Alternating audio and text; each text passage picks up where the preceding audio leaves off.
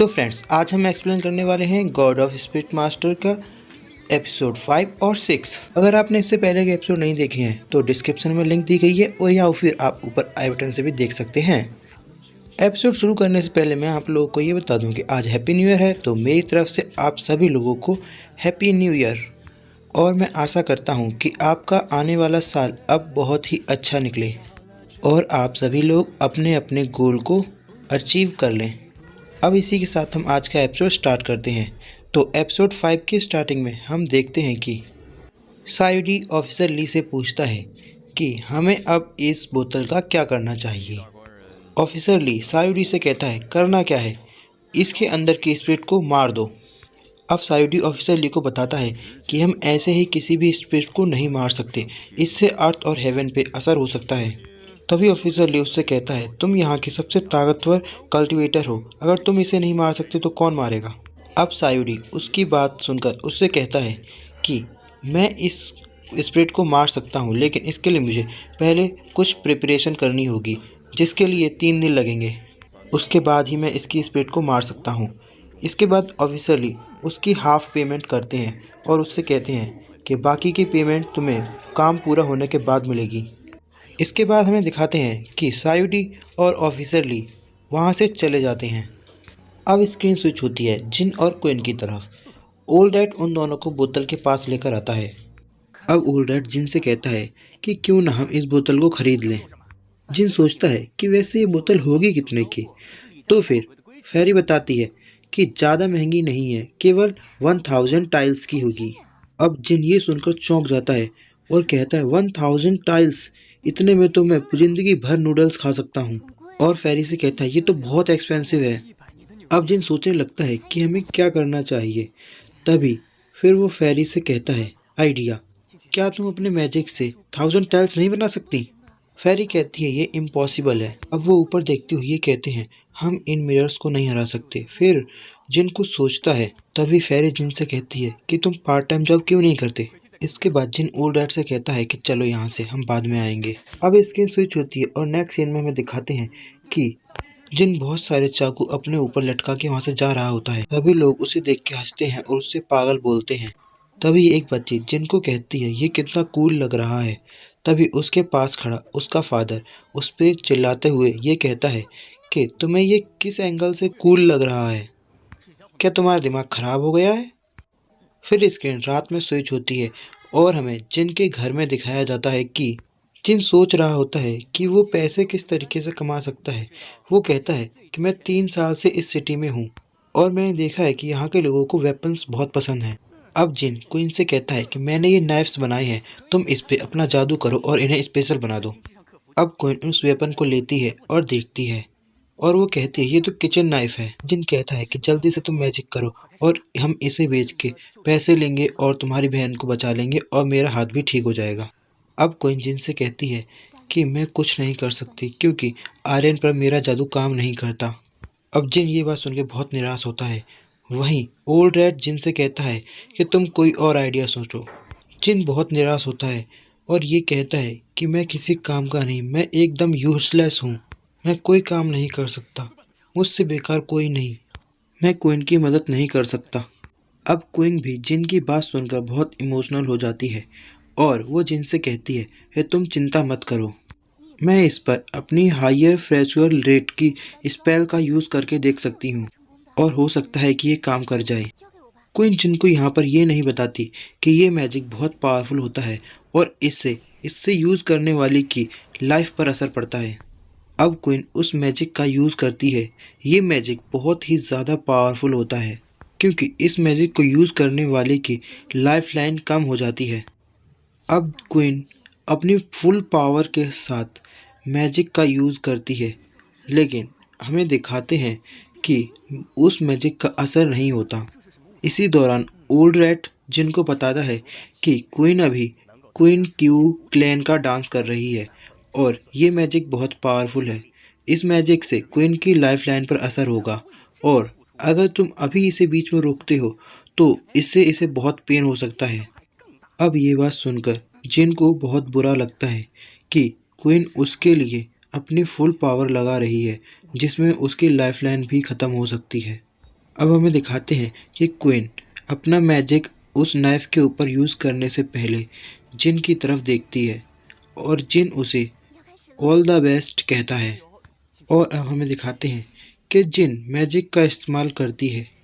अब जिन अपनी पूरी कोशिश करती है लेकिन फिर भी वो नहीं कर पाती क्योंकि एक्सीडेंट के दौरान उसकी कुछ याददाश्त चली गई थी जिससे उसे पूरी तरह से ये पावर इस्तेमाल करनी नहीं आ रही थी। और क्वीन इसी तरह एक के बाद एक नाइफ़ के ऊपर मैजिक इस्तेमाल करती है लेकिन सारे नाइफ़ ख़राब हो जाते हैं लेकिन उस पर कुछ असर नहीं होता। अब ऐसा देखकर क्वीन बहुत दुखी होती है और वो कहती है कि जिन मुझे माफ़ कर दो, मैं कुछ नहीं कर पाई और मैंने ये सारे नाइफ़ भी ख़राब कर दिए। अब जिन कहता है माफ़ तो तुम मुझे कर दो, तुम मेरी वजह से यहाँ फंसी हुई हो और तुमने मुझे बचाने के लिए अपनी लाइफ खतरे में डाल दी, ये सारी मेरी गलती है। अब यहाँ जिन और क्वीन एक दूसरे को देखते ही रहते हैं। फिर पीछे से ओल्ड रैट आता है और कहता है कि अब क्या करोगे, कुछ सोचा है? अब जिन कुछ सोचता है और फिर एक किचन नाइफ को उठाता है और वो कहता है कि इस किचन नाइफ पर स्पेल्स रुक क्यों नहीं रहे।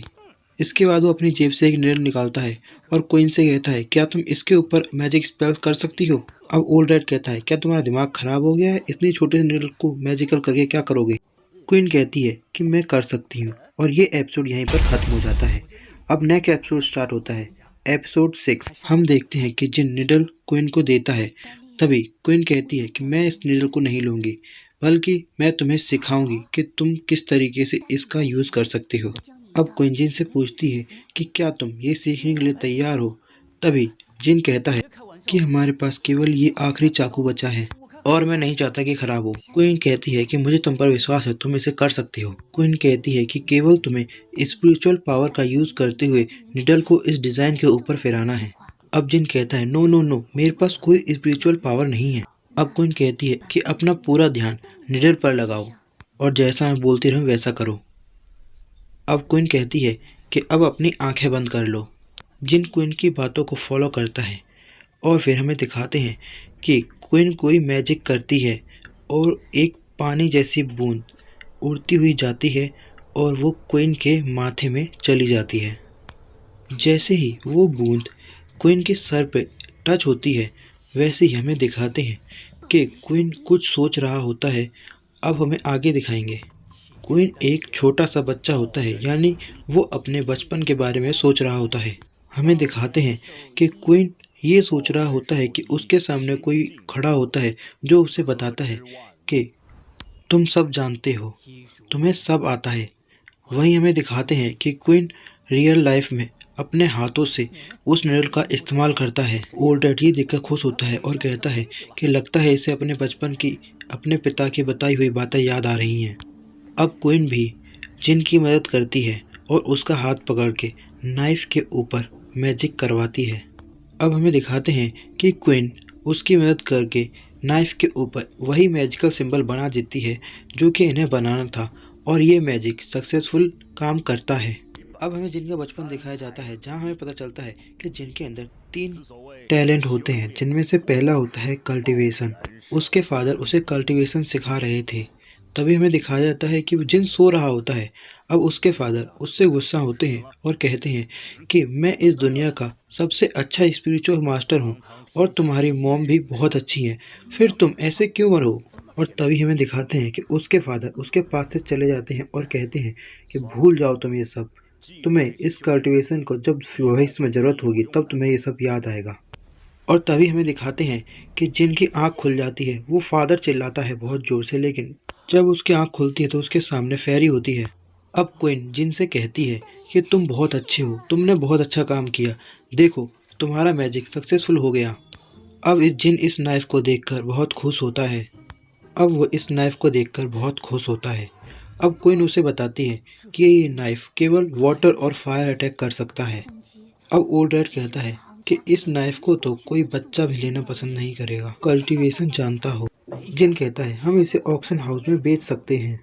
अब स्क्रीन स्विच होती है और नेक्स्ट सीन में हमें दिखाया जाता है एक रेस्टोरेंट जहां पर जिन क्वीन खाना खाने के लिए आते हैं और स्पाइसी पार्क नूडल इस रेस्टोरेंट की सबसे फेमस डिश होती है जिसे खाने के लिए दूर दूर से लोग यहाँ आते हैं। अब हमें जिन और क्विन को दिखाया जाता है। क्विन पूछती है कि जिन तुम यहाँ क्यों आए हो। जिन कहता है कि पहले हमें अपने पेट की सुननी चाहिए, पहले पेट पूजा फिर काम दूजा। अब जिन एक टेबल पर बैठता है और ऑर्डर देता है कि 2 bowl signature noodle please, red soup के साथ। जिन और भी खाने का ऑर्डर देता है। तभी क्विन जिन से कहती है कि मैं स्पाइसी खाना नहीं खा सकती। अब वेटर क्विन से कहता है कि सुंदर लड़की, रेड सूप नूडल स्पाइसी नहीं है। इसके बाद वो वेटर वहाँ से चला जाता है और जिन और क्विन आपस में बातें करते हैं। क्विन कहती है कि हमें किसी सॉर्ट को बेचना चाहिए। जिन आसपास देखता है और क्विन से कहता है कि जितना जल्दी हो सकता है मैं तुम्हारी बहन को छुड़ा लूंगा, बस पहले रेड सूप नूडल ला जाने दो। और तभी जिन आसपास देखता है। अब जिन को एक आदमी दिखाई देता है। जिन उसे देख के उसके पास जाता है और उससे कहता है, बॉस क्या तुम बिजी हो? मैं काफ़ी देर से आपको देख रहा था। तभी वो आदमी कहता है कि अब तुम मुझसे क्या झूठ बोलना चाहते हो जिन? हमें यहाँ ये पता चलता है कि जिन इन सभी लोगों को पागल बनाता रहता है।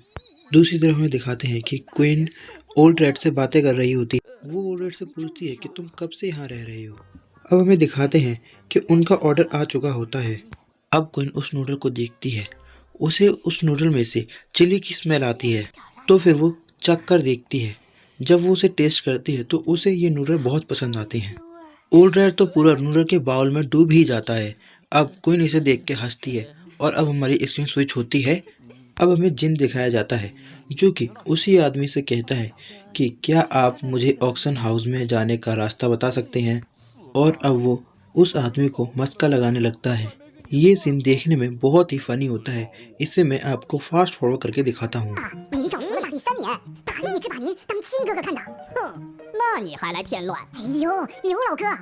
अब वो आदमी पूछता है कि तुम ऑक्शन हाउस में क्यों जाना चाहती हो। तो जिन उसे बताता है कि मैंने एक मैजिकल नाइफ बनाया है और मुझे उसे बेचकर अच्छे पैसे चाहिए। उस आदमी के बोलने पर वो उसे नाइफ दिखाता है। अब वो आदमी उसे देख के हंसता है और कहता है, क्या तुम एक ही पीस ले जाके ऑक्शन हाउस में बेचना चाहते हो? तो वो जिन कहता है कि मैं इसके ऐसे 100 पीसेस बना सकता हूँ। तो वो आदमी उससे कहता है कि पहले तुम इसके 100 पीसेस बना के लाओ, फिर मुझे बताना। ये एपिसोड यहीं पे एंड हो जाता है। Thanks for watching. अगर आपने अभी तक हमारे चैनल को सब्सक्राइब नहीं किया तो अभी सब्सक्राइब करें।